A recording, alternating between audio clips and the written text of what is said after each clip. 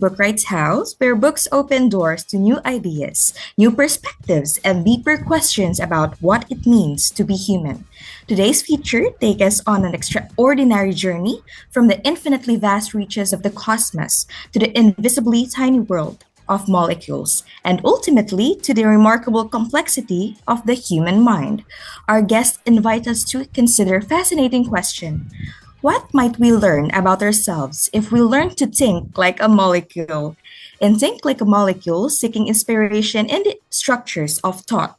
Writer, journalist, and former Walt Disney communications executive Chuck Champlin explores the profound connection between matter, life, consciousness, creativity, and imagination. Mr. Champlin, welcome to Bookwrights House. It is truly a pleasure and honor to have you with us today. My name is Elijah Barcelona. Well, Elijah, it's very nice to be with you, and I'm seeing a very attractive lady's face, so very much a pleasure to talk to you. Thank you so much for that compliment. Okay, so first we'll talk about from storytelling to the cosmos. So you have a fascinating background as a writer, a journalist, and a former communications executive with the Walt Disney Company. So how did your career in storytelling and communication prepare you to explore a subject as vast and imaginative as the relationship between molecules, consciousness, and the cosmos? Well, that's a very large question, and I appreciate that very much. Well, I think that some of my preparation for that book was started working at the Walt Disney Company. I worked there for 12 years as a corporate communications director, starting at Walt Disney Imagineering. And Walt Disney Imagineering, of course, is the design and build part of the theme parks, part of the Walt Disney Company. So that was a dream of mine to work there for a long time. I ended up moving then also to work at corporate communications. But I've always thought that the magic of Disney was very palpable and very powerful for me. I always remember from my childhood in the 1960s and 70s seeing Tinkerbell as she flew across in front of the Magic Castle, sprinkling her stardust and her pixie dust, as we called it at the Walt Disney Company. And I was always sort of inspired by that twinkling process of that magical substance. So that's what got me going, thinking like a molecule, really. That sounds magical to me also. Okay, so let's talk about the spark behind the book. So what was the moment or realization that first inspired you to look at molecules? Not simply as building blocks of matter, but as a way of thinking about life, creativity, and human potential. Well, I think first of all came the awareness of molecules as the foundations of matter, which takes an act of imagination to even comprehend that, because individual molecules are so small, one just cannot see them. So their very existence is almost like a hypothetical question, because we have to imagine something that we cannot physically see. So thinking like a molecule, in a way, is an ironic title, because it is something that molecules obviously don't think, but molecules are very hard to even imagine. So thinking like a molecule is a challenge, is an issue, because we have to start right from the right from the get-go, without really knowing what we're thinking about. We don't know, thinking like a molecule, does that mean think about a physical object?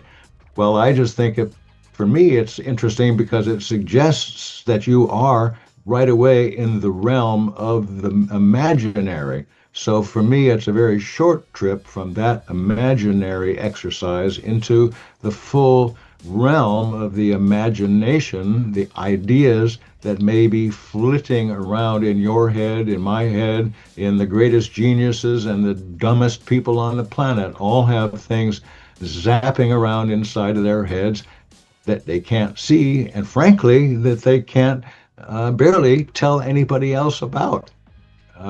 So anyway, it's a very tantalizing and an imaginary process to think like a molecule, starting from the fact that molecules themselves are quite imaginary.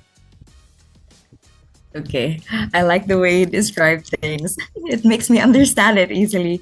Okay, so one of the ideas that immediately stands out is that, as you said, molecules do not stop to ponder how they fit into a larger scheme of things. Okay, they simply are. Okay, so as human beings, constantly searching for meaning and purpose, what can we learn from this simple quality of existence? The simple quality of what? I'm sorry? Of existence, just Of existence, existing. yes. Yes. Okay, well, again, our existence is, we all have physical substance. We may clap and make noises. Our vocal cords make noises, and luckily we understand each other's noises. So that is a pretty profound form of existence. Is that not only can I see you physically, but I can also hear you, and my eyes can see you. So it's a pretty complex realm of existence that we're able to perceive with our minds. And I'm a great admirer of a young man named Michael Pollan, who has written a book specifically about consciousness. That book is called A World Appears. Well, that's what happens when you wake up in the morning and your eyes open and your ears are alert. Suddenly, a world appears around you. You have a sense of here you are in a world, hearing things, seeing things, and that's your consciousness. That's a special gift to you to be able to sense this world that you are in. And that's pretty profound, really. So I just like that idea of consciousness as a very profoundly mysterious yet very immediate form of our human experiences. And again, it's something that's very difficult to share with people because either you have to start talking to explain it, drawing a picture to show them what it might look like, but nothing about your consciousness can be directly conveyed to somebody else in the way that you experience it. So that's a pretty amazing thing. You have five senses at work at any moment. And so, again, thinking like a molecule is starting from the imaginary, and continuing on into the imaginarium, which is inside of your head, inside of my head, all those experiences that are happening in your consciousness. And again, Michael Pollan, in his book, thinking called A World Appears, is talking about that very subject, that a world appears when you open your eyes and start listening. Okay. Now, let's talk about the accidental creativity. So, you describe our minds as perhaps being born from accidental creativity. What does that praise mean to you, and how does accidental creativity eventually lead to intentional creativity we see in human beings? Well, accidental creativity on our planet has been going on for about 4 billion years, and in the universe itself for about 14 billion years. And so that simply all of these dust clouds swirling and gradually over billions of years, literally billions of years, coalescing into dust clouds that got thick enough in the middle that suddenly they burst alight with fire, and that was the building of suns, and then the other dust started swirling around that center.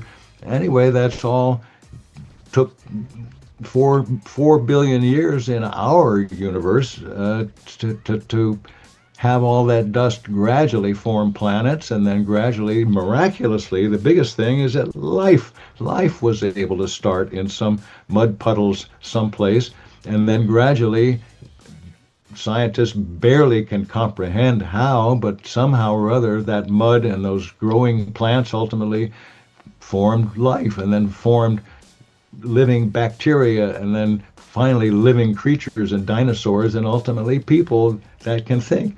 It's a magical mystery story, but it's as real as it could possibly be, because there we are sitting on this planet, sitting on this chair, using our minds now to vastly complicate the world, because here we are able to be on Zoom talking to each other from many miles apart.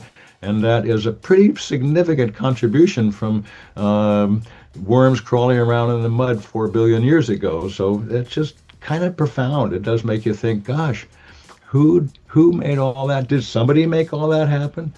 That's why I think people started talking about God, because frankly, they were not able to comprehend how everything could be here. Oh, there must have been a maker. Oh, let's call him God. And that's been going on for 2 billion years, something like that. Well, human beings have tried to find a way to explain what it is that has happened here in our 4 billion years. Well, somebody must have done something.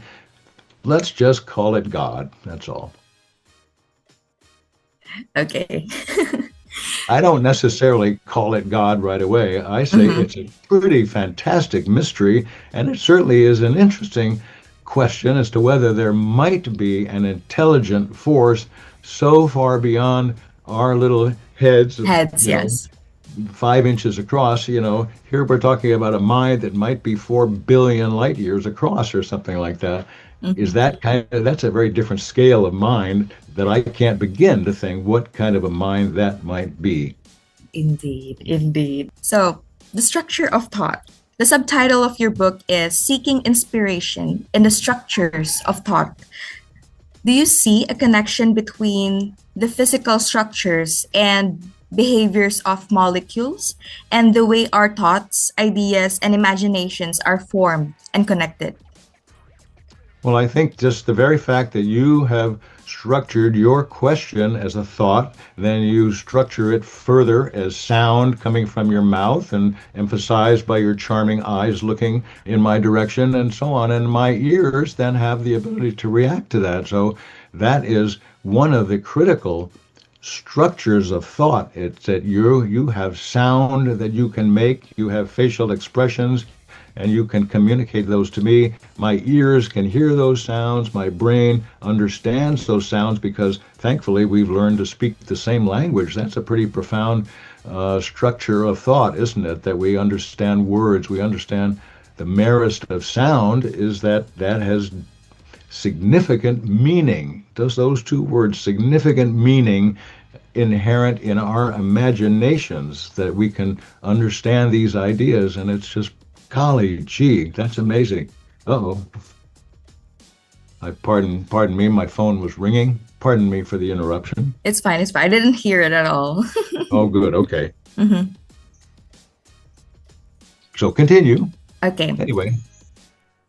So now let's talk about what does it mean to think like a molecule. I know you already stated a few of your thoughts about this, but for someone encountering this idea for the first time, what does it practically mean to think like a molecule? So how might this perspective change the way we approach everyday life, relationships, challenges, or even our own personal struggles?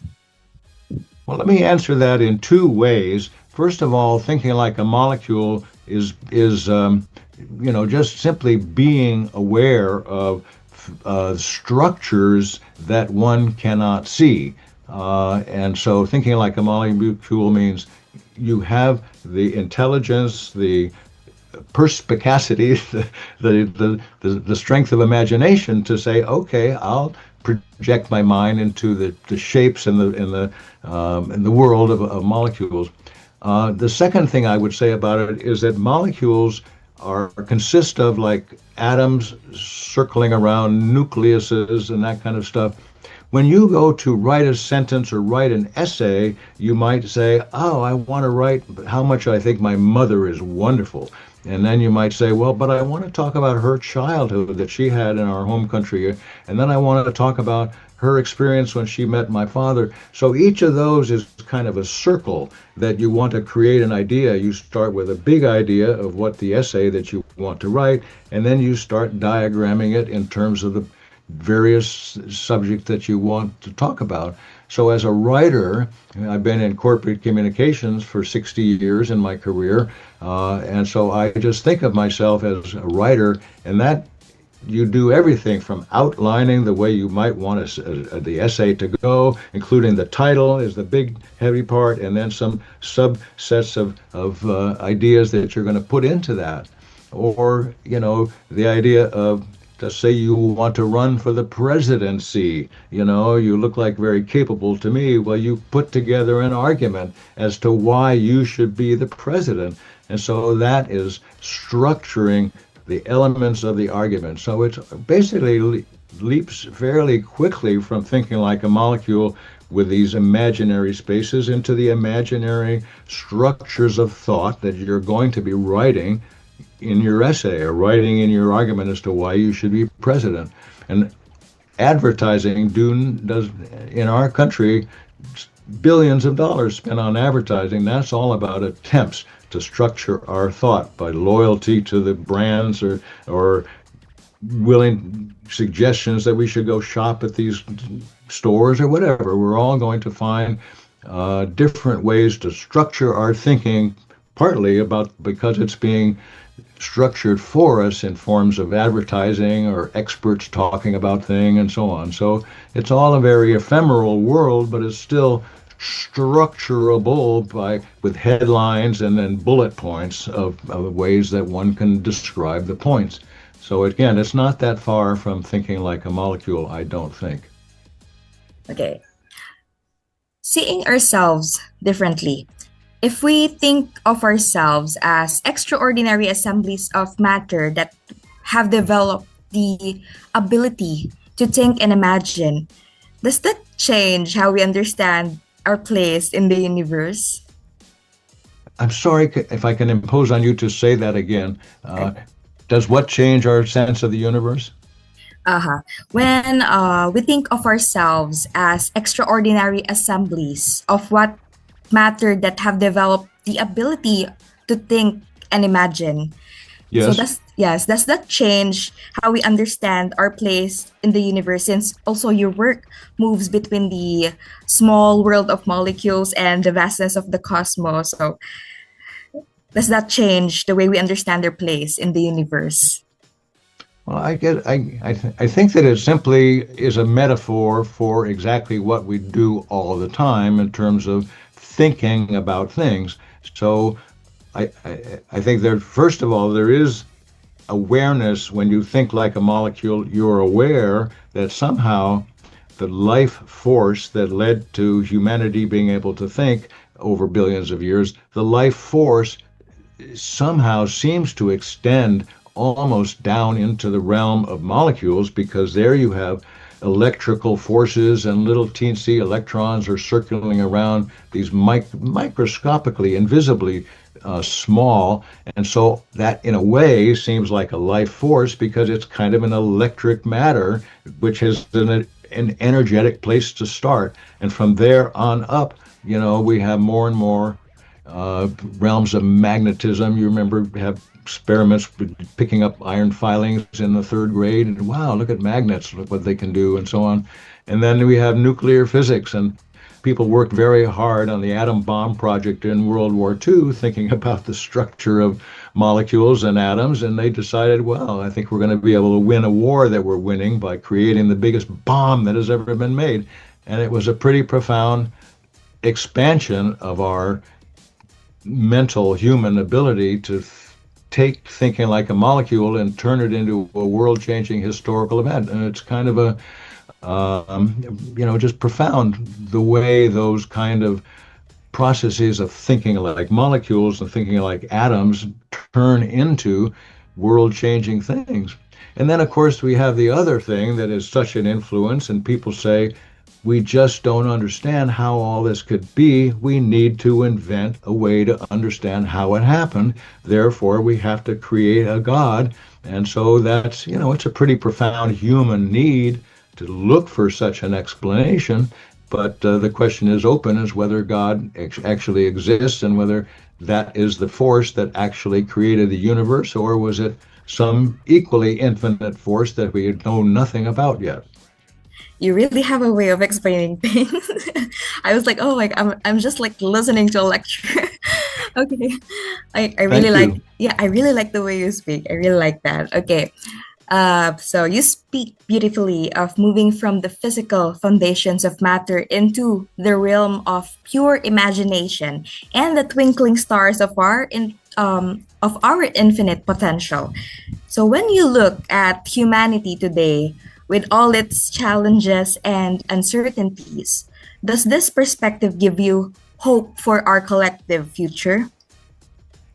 Only in a limited sense, because I think that there is uh, a lot that can be done when we are respectful about science and we're respectful about, even people like Elon Musk. He clearly has pretty fantastic ways with using his resources and his understandings about science to create pretty powerful changes in the world. And so, uh, the power of a human imagination to change our world is clearly majorly at play in our planet, where we have all these people making political proclamations, and we have Elon Musk creating artificial intelligence, and you know, it is just so dramatically changing our world, having this kind of pure imagination turning into imaginary science fiction kind of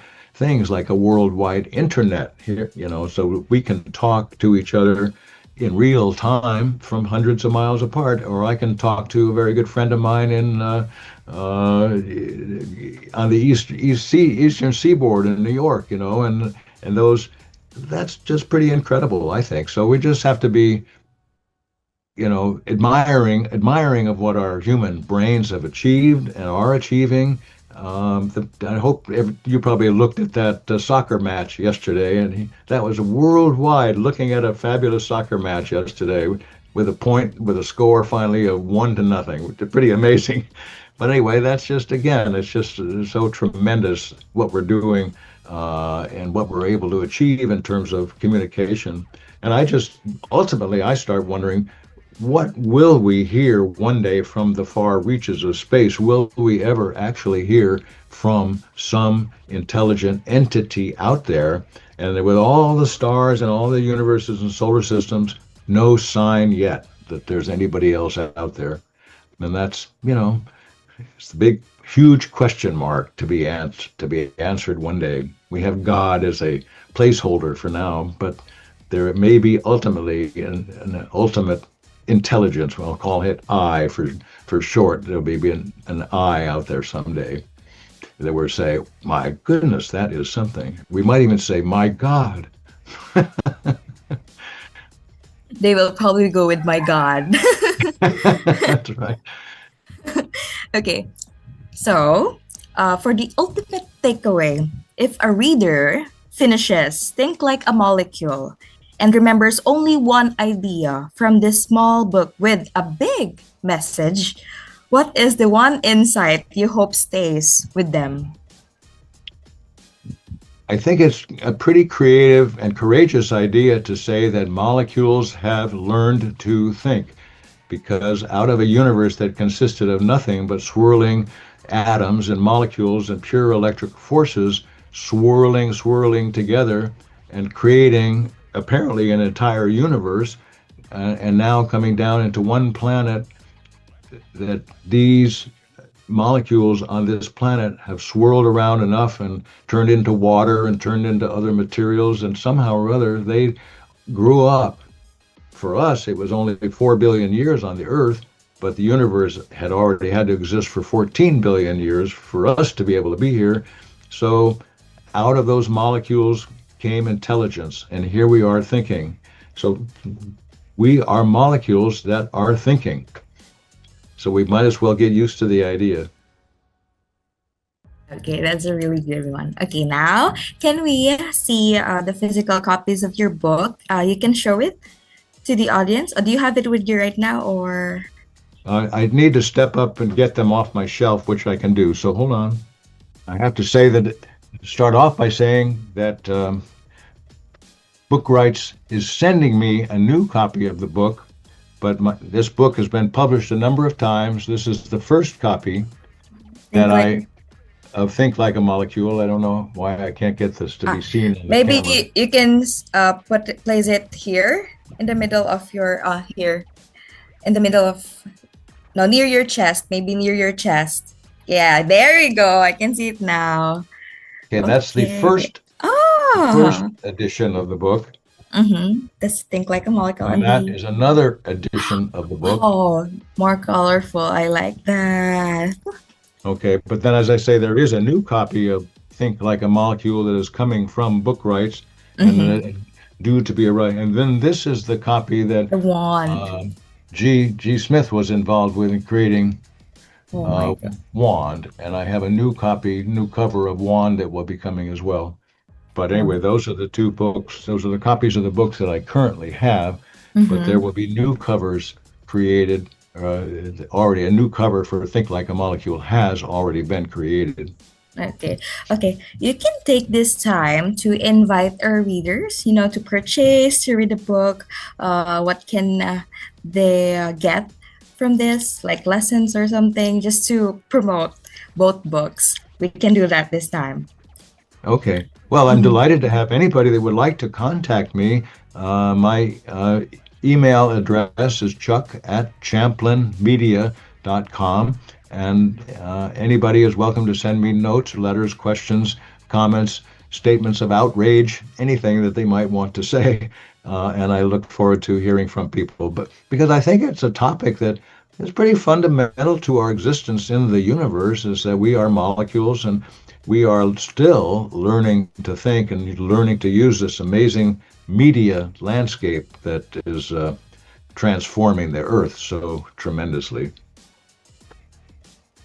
Mr. Champlin, thank you for taking us on this extraordinary journey from the smallest building blocks of matter to the vastness of the cosmos and ultimately to the remarkable potential of the human imagination. So, Think Like a Molecule reminds us that we are part of something much larger than ourselves.